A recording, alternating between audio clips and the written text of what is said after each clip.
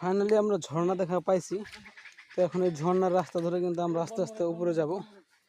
তো আসলে পাহাড়ে জার্নি করার জন্য প্রচুর পরিমাণে এনার্জি, তারপরে হচ্ছে প্রচুর পরিমাণে শক্তি, দম, সব কিছুর প্রয়োজন আছে।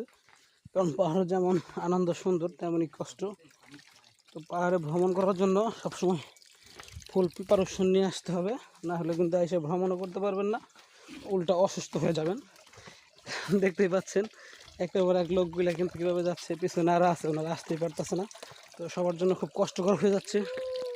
তো ফাইনালি যারা পাহাড়ে ভ্রমণ করতে আসতে যান, বিশেষ করে তো একদিন একটু ওয়ার্ম আপ করে আসবেন, সকালে একটু দৌড়াদৌড়ি, একটু এক্সারসাইজ, এরপর পুষ্টিকর খাবার, সাথে তো অবশ্যই পানি, স্যালান এবং কি এনার্জি জাতীয় কোল্ড ড্রিঙ্কস সেগুলো রাখবেন, তাহলে কিছুটা স্বস্তি পাবেন। আর সাথে অবশ্যই ট্রেকিং করার জন্য লাঠি তো অবশ্যই থাকতে হবে, না হলে কিন্তু বেহাল দশা হয়ে যাবে সবার। তো ফাইনালি দেখা যাক কতদূর আমরা যাইতে পারি। এখনকার মতো 1 মিনিটে সীমাবদ্ধ।